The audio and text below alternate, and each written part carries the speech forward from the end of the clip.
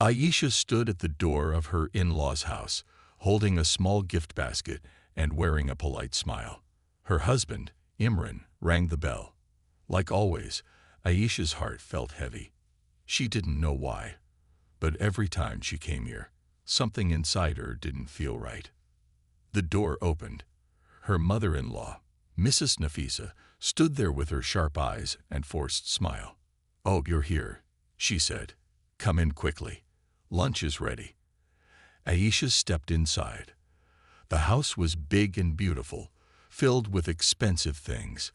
But no matter how nice it looked, it always felt cold, like no warmth lived there. As they walked to the dining table, Aisha felt a familiar fear growing in her stomach. Every visit was the same. They would eat, and then her body would start acting strange. Her hands would shake, her stomach would turn, and sometimes her vision would blur. Doctors had no answers. They said maybe it was stress. Aisha once told Imran, "I think something's wrong with the food." Imran had laughed. "You're being silly. It's just your nerves." But today, Aisha promised herself she would stay calm and pay close attention.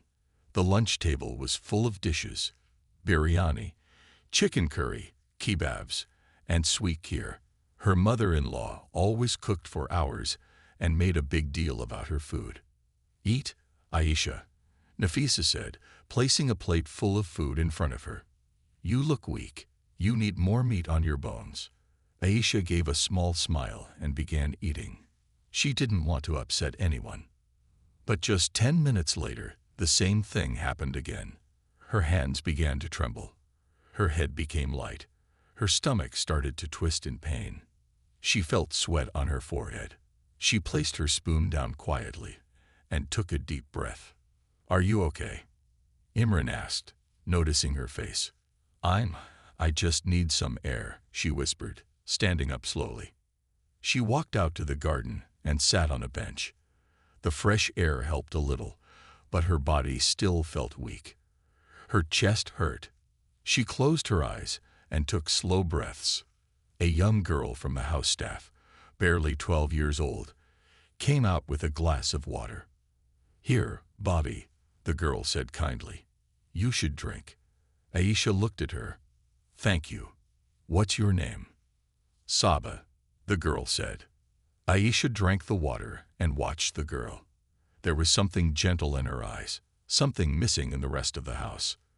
Later that night, when they returned home, Aisha lay in bed, exhausted. Imran sat beside her. "This keeps happening," she said. "Only when I'd eat there. Isn't that strange?" Imran sighed. "You think my family is poisoning you?" "No," she said quickly. "Not poison. But maybe something doesn't agree with me. Maybe a spice or ingredient." He rolled his eyes. "You're imagining things. My mom is not putting anything strange in your food." Aisha turned her face away. She didn't want to argue. But deep down, a thought was growing. What if she wasn't imagining it? What if there was something in the food? Why did no one else feel sick? Why only her? The next day, she called her friend Sarah. "Can stress make you feel sick only after eating?" Sarah paused on the phone. "Not like that, Aisha. It sounds like something else. Why don't you try bringing your own food next time?" "My own food?" Aisha asked. "Yes," Sarah said. "Tell them you're on a special diet. Bring something simple, just once. Let's see what happens." The idea stayed in Aisha's mind all day. That night, as she sat by the window, she remembered something strange. 2 weeks ago, she had seen her mother-in-law talking to one of the maids and pointing at her plate. The maid had quickly nodded and taken Aisha's dish back to the kitchen. She thought it was nothing back then, but now it seemed odd. Aisha shivered. She didn't want to believe something dark could be happening. But if she didn't find the truth, who would? She looked at her reflection in the glass. Her face looked tired. Her eyes had lost their shine. She wasn't the strong, joyful woman she used to be. Something was wrong. She knew it now. And next time she visited, she was going to bring her own food. Aisha stood in her kitchen, quietly packing a small tiffin box. Inside, she had placed 2 boiled eggs, steamed rice, and a light vegetable curry. Nothing fancy, just simple, healthy food she made herself. She took a deep breath and closed the lid. Today, she was going back to her in-laws' house. But this time, things would be different. When Imran entered the kitchen, he looked at the tiffin box and frowned. "What's this?" he asked. "I told you, I'm trying a new diet. Doctor suggested lighter food," she replied calmly. Imran looked unconvinced, but he didn't argue. "Fine, but Mom might get offended." Aisha smiled slightly. "I'll handle it." Her heart was racing, but her mind was clear. If this sickness had anything to do with the food, she had to find out today. At her in-laws' house, everything looked the same. The grand furniture, the sparkling chandeliers, and the strong smell of spices in the air. Nafisa greeted them at the door. "You came right on time. Lunch is hot and ready." As they sat down at the table, Aisha opened her tiffin box quietly and began placing her food onto a plate. "What is this?" Nafisa asked sharply. "I hope you don't mind," Aisha said gently. "Doctor gave me a meal plan. I brought my own lunch today." Nafisa forced a tight smile. "Of course. Do what you need." Imran looked uncomfortable, but he stayed quiet. Everyone else began eating the usual rich dishes prepared by Nafisa. Aisha slowly ate her simple home-cooked meal. She didn't touch a single item from the family's table. She kept observing. Everything looked normal on the surface. But when Nafisa leaned close to the maid and whispered something, Aisha caught it.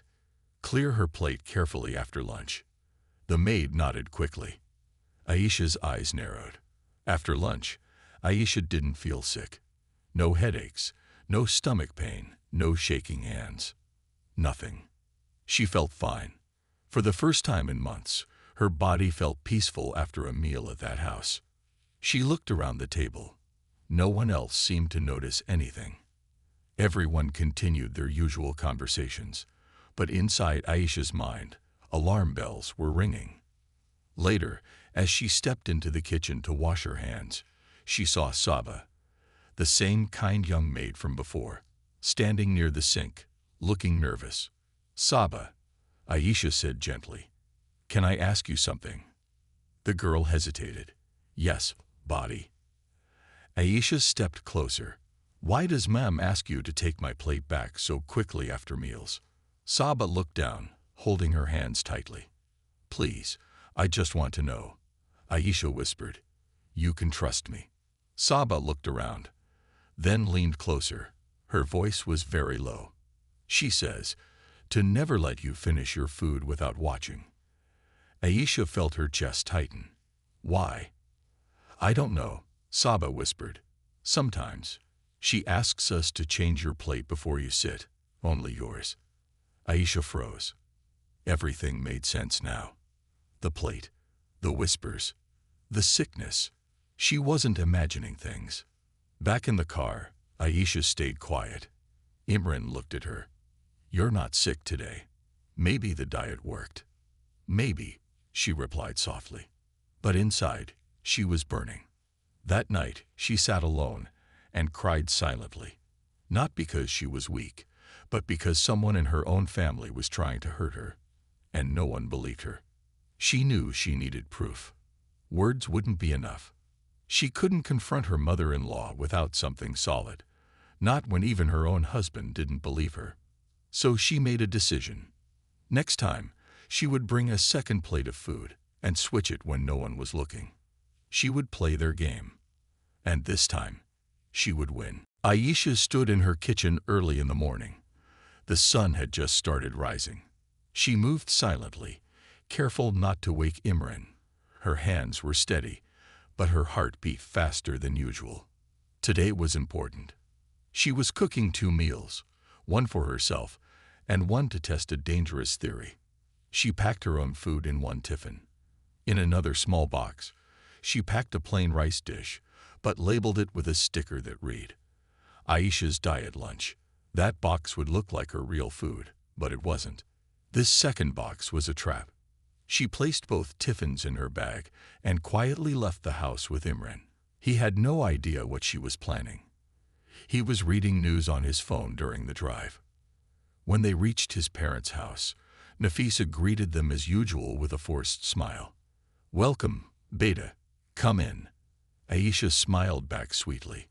"Thank you, Ami. I brought my food again. Hope that's okay." "Of course, dear," Nafisa replied. But her eyes watched Aisha's bag carefully. They all sat down at the lunch table. Everyone had a plate in front of them. And Nafisa's dishes were placed on the table like always. Heavy meat, oily curry, spiced rice. Aisha slowly took out the fake tiffin. She made sure everyone saw it.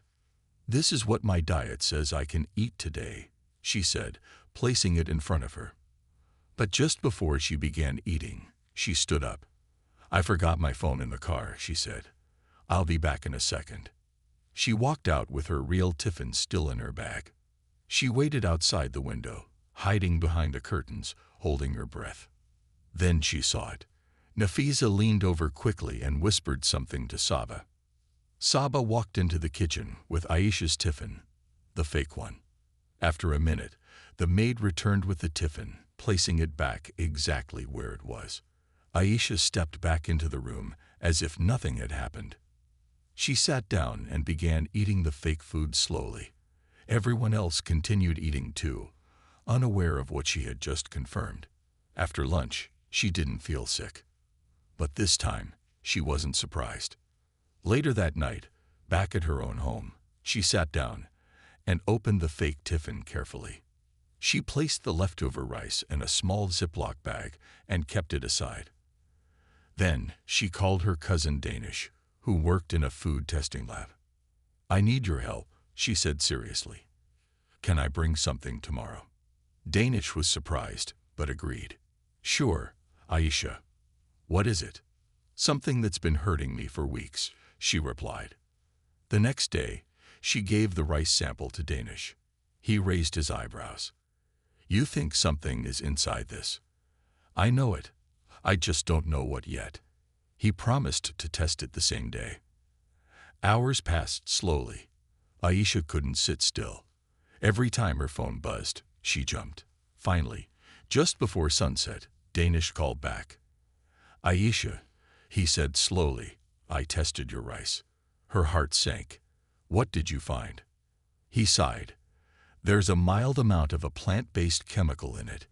It's not enough to kill, but it can cause stomach pain, nausea, headaches, dizziness." She gasped.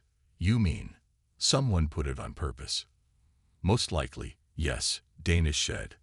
"And the worst part, this isn't something that gets in food by accident. It had to be added." Aisha sat down, speechless. Tears filled her eyes, not because she was scared, but because her worst fear was true. She wasn't imagining it. She wasn't weak. She was being poisoned. And someone in her own husband's house was behind it. She had proof now. Real proof. But what would she do with it? If she showed it to Imran, would he even believe her? Or would he still think she was overreacting? Aisha looked out the window. The night sky was slowly covering the world in darkness. But inside her heart, a fire had started to rise. She wouldn't stay silent anymore. The next step had to be bold, dangerous, but she had no choice. Someone wanted her broken. But they didn't know. She was just getting started. Aisha stood in front of her bathroom mirror, holding the lab report in her hand. Her eyes looked tired, but focused. The words on the page were clear. Toxic chemical found. Possible poisoning. She had the proof. But the question still haunted her. What now? She couldn't just walk into her in-laws' home and scream. She had to be smart, calm, strong. That morning, she cooked again. The same way. Same box. This time, though, she added one more twist. She placed a small sticker under the lid. "Smile. You're being watched." She wanted them to panic. Imran drove her to his parents' home as usual. He still had no idea what she had found. "Aisha," he said suddenly, "You've been really quiet lately. Are you okay?" She looked at him and nodded gently. "I will be." That was all she said. When they reached, Nafisa was again standing at the door. "Ah, you brought your food again?" she asked sweetly. "Yes, Ami. I feel better when I eat what I cook," Aisha replied. Lunch began. Just like before, everyone ate. Aisha pretended to forget her spoon and stepped into the kitchen. She left the box behind on the table, just like last time. But what Nafisa and Saba didn't know was that this time, Aisha had placed a hidden camera inside her purse, pointing straight at the dining table. From the kitchen, she watched silently, and she saw it happen again. Saba picked up the box, carried it away, and this time, Nafisa followed her. When they came back, Nafisa looked nervous. She smiled quickly at Aisha. "All okay, Beta?" Aisha smiled back. Later that night, she watched the video alone. Her hands shook. The footage showed Saba opening her box.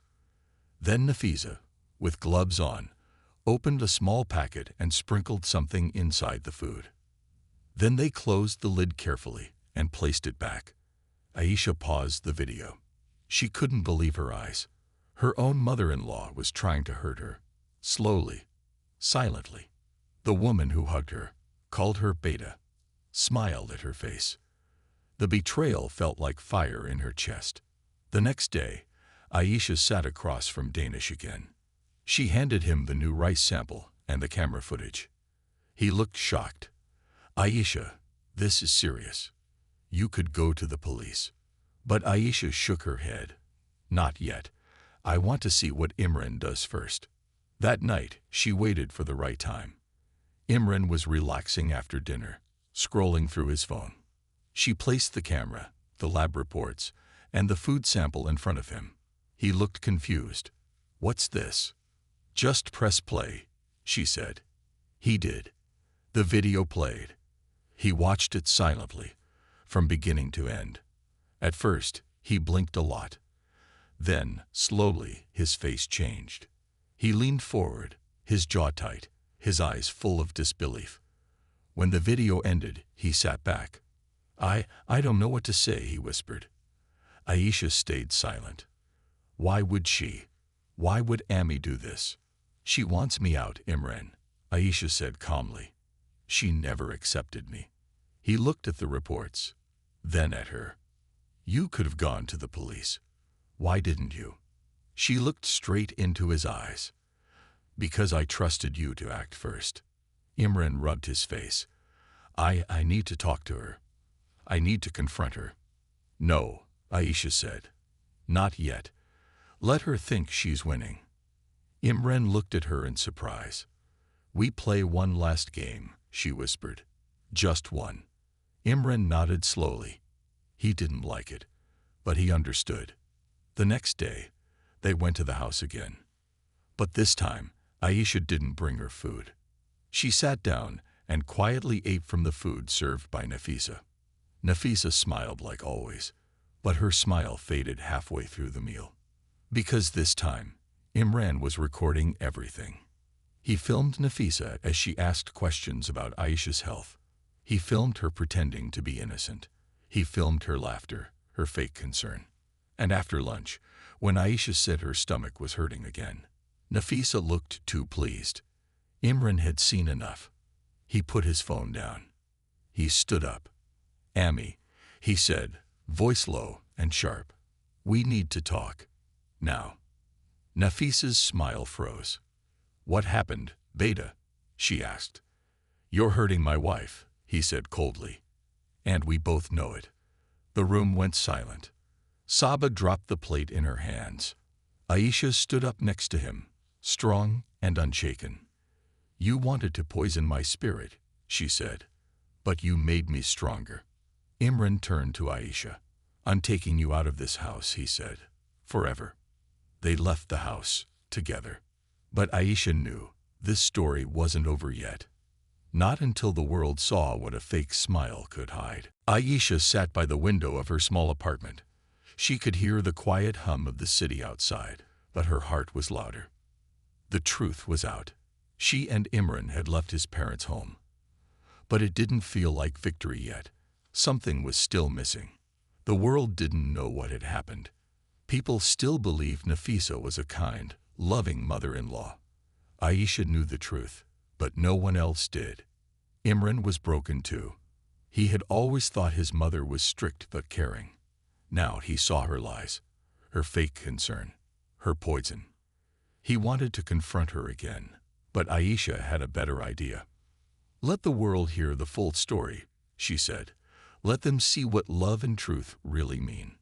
Imran didn't understand at first, but when Aisha showed him the final video she edited, the camera footage, the lab results, and a small clip of her explaining everything with tears in her eyes, he understood. They didn't need revenge. They needed the truth to shine. 3 days later, Aisha posted the video online. She didn't mention names. She didn't shout. She didn't blame. She just told her story. From the first meal that made her sick, to the moment she placed the hidden camera, to the lab report that confirmed it, and finally, how her husband stood by her when it mattered most. The video was titled, "What They Put in My Food, and What I Found Out Broke Me." In just a few hours, thousands of people began to watch. Then tens of thousands. Then millions. People cried in the comments. Some shared their own pain. Some thanked Aisha for speaking up, and others began to wonder how many more women suffered in silence like her. Aisha didn't expect what happened next. A famous women's rights group contacted her. They wanted her to speak on live TV. At first, she said no. She wasn't ready. But Imran took her hand. "You've already been braver than anyone I know," he said. "You've faced poison with patience. Don't stop now." So she agreed. On the day of the interview, she wore the same simple clothes she always wore. No makeup, just strength. The host asked her gently, "Why didn't you fight back right away?" Aisha smiled. "Because sometimes silence is louder than shouting," she replied. And the truth always finds its voice. Meanwhile, at the in-laws' house, Nafisa was panicking. Her neighbors had seen the video. Her friends whispered behind her back. Saba refused to come out of her room. People didn't know it was her, but they guessed. She had built her life on fake smiles. Now those smiles were cracking. A few days later, Imran received a letter from his mother. It said, "I didn't know it would go this far. I'm sorry. Please forgive me." Aisha read it and stayed quiet. She didn't feel angry anymore. She just felt sad. So much pain, just because a mother couldn't accept a daughter-in-law with a different past, a different way of living. Imran looked at Aisha. "Should we go back?" She shook her head. "No, some homes don't deserve second chances." He nodded slowly. "But we can forgive," she added softly. Imran smiled. "Forgiveness is your superpower." Months passed. Aisha started writing. Her story became a book, then a short film. She received letters from women in other countries, women who had faced worse, women who said, "You gave us courage." Aisha would read them quietly at night, her hand resting on her heart. She had walked through fire and survived. But the biggest surprise came one evening when a woman knocked at their door. She looked nervous, tired. Her eyes were filled with pain. "My name is Shazia," she said. "I'm a doctor, and I just found out. My husband's family has been doing the same thing to me. Your story saved me." Aisha hugged her without a word. Because sometimes you don't need to say anything. Sometimes standing strong is the loudest voice of all. Aisha sat by the window, a cup of tea in her hand. The air was quiet, but her thoughts were loud. Since her story went viral, everything had changed. People called her brave. Women messaged her from across the world. Some even shared their own stories of being hurt in silence. But one thing hadn't changed. Her heart still felt heavy. She had told the truth. She had walked away from a toxic home. She had stood strong. But deep down, She still wondered, why? Why did Nafisa hate her so much? What had she done to deserve that kind of pain? Imran walked into the room. He handed her a white envelope. "This came today," he said. Aisha looked at it. No name on the front, just her address. She opened it slowly. It was a letter, but not from a stranger. It was from Nafisa. "Aisha, I know I am the last person you want to hear from. I don't deserve your time.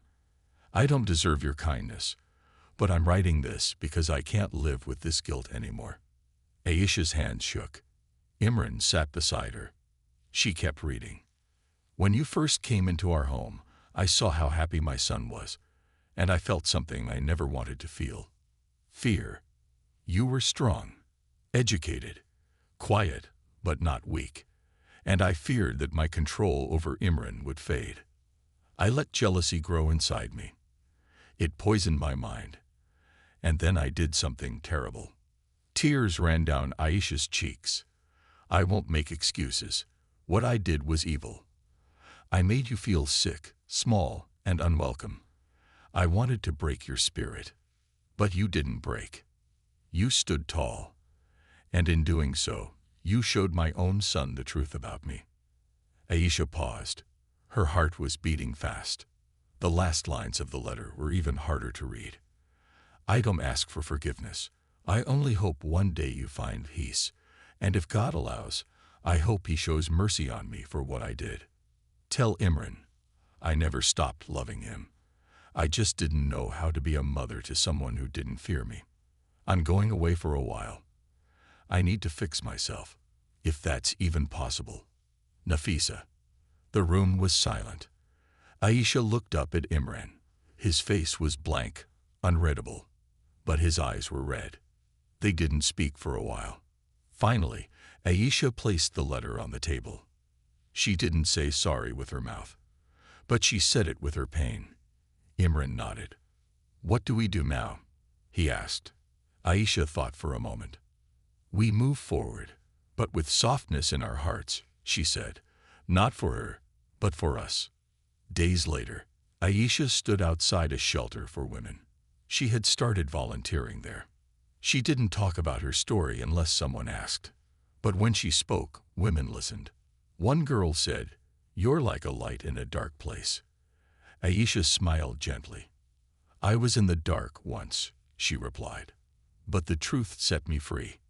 At home, she started a small kitchen class for women who had no support. She called it Cook with Courage. They didn't just learn recipes. They learned how to stand up, how to heal, how to speak. Imran watched her from a distance. He was proud. One evening, Imran received a phone call. It was from his father. "Your mother is in a clinic," he said softly. "She's not doing well. She doesn't ask for much, but she asks about you two every day." Imran didn't know what to say. He told Aisha that night. She sat still for a moment, then looked at him and said, "We can visit her, not because she deserves it, but because we are not like her." Imran stared at her in awe. "How do you always choose love, even when it hurts?" Aisha smiled faintly. "Because love is what saved me." Aisha woke up early that morning. The sun was just starting to peek through the curtains. For the first time in a long time, her heart felt lighter. The events of the past weeks had been overwhelming.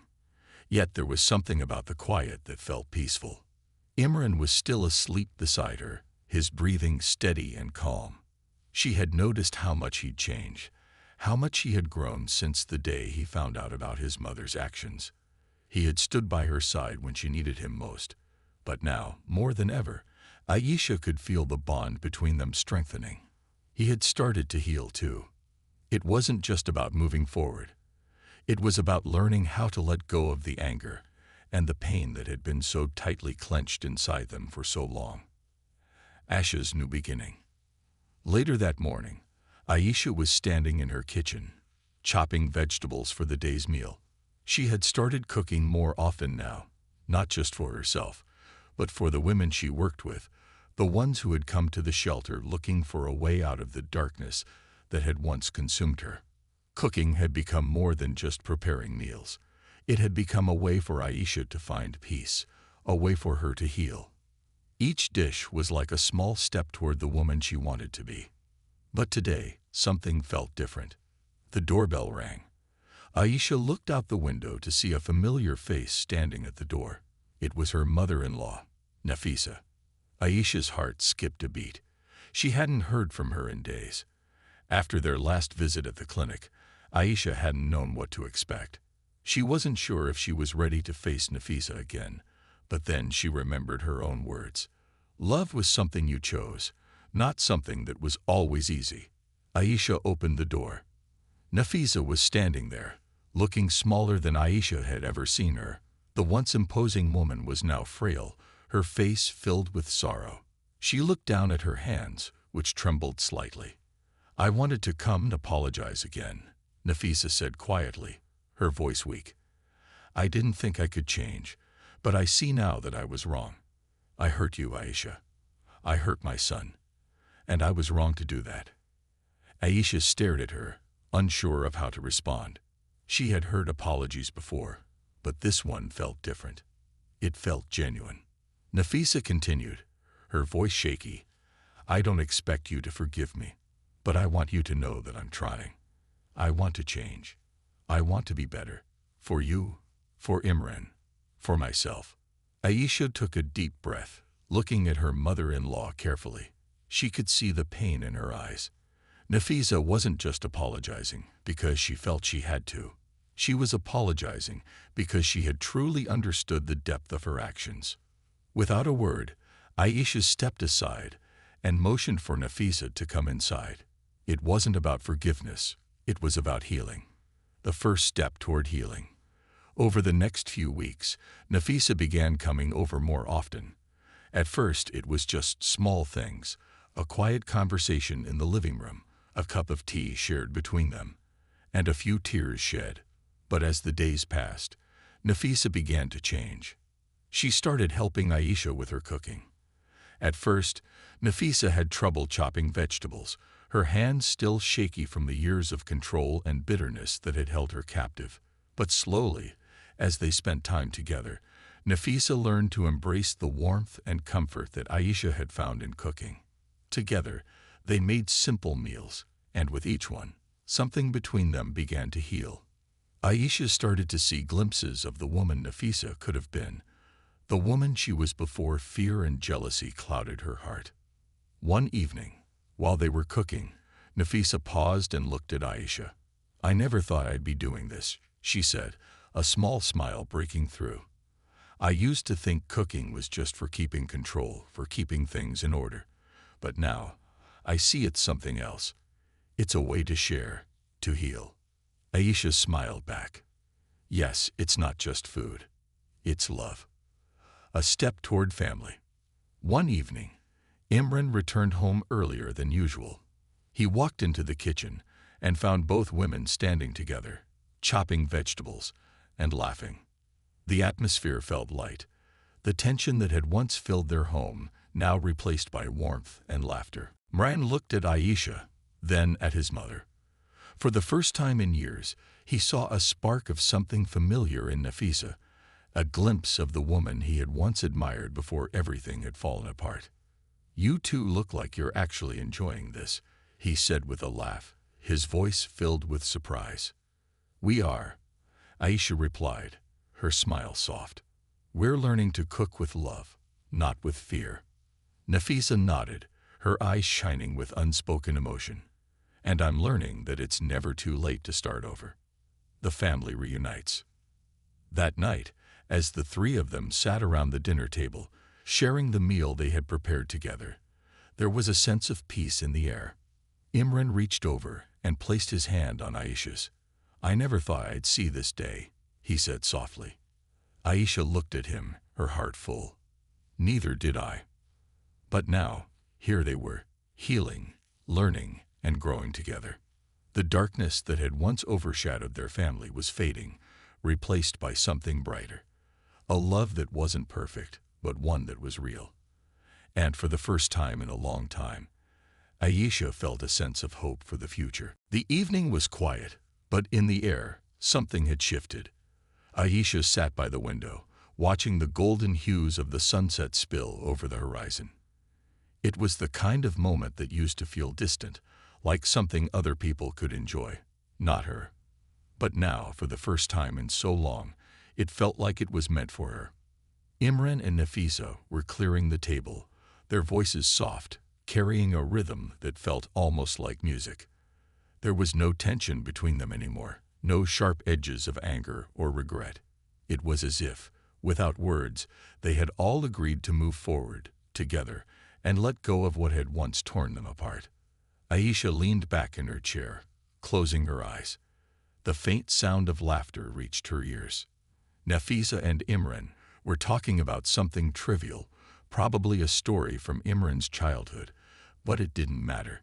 The warmth in their voices was real. She had never imagined a day like this.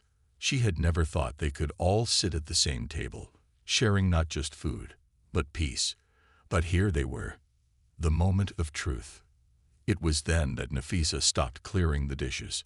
She walked over to Aisha, standing in the doorway of the kitchen. There was something in her eyes, a depth that had been missing before. For the first time, Aisha realized just how much Nafisa had been holding back, not just from her, but from herself. "I know I don't deserve forgiveness," Nafisa began, her voice trembling slightly. "And I know I've hurt you, but I hope you see I'm trying. I want to be part of your life, part of this family, the way I should have been all along." Aisha looked up at her, unsure of what to say. She had never expected this level of vulnerability from Nafisa, not after everything that had happened. She had prepared herself for apologies, for excuses, even for more resentment. But this was something different.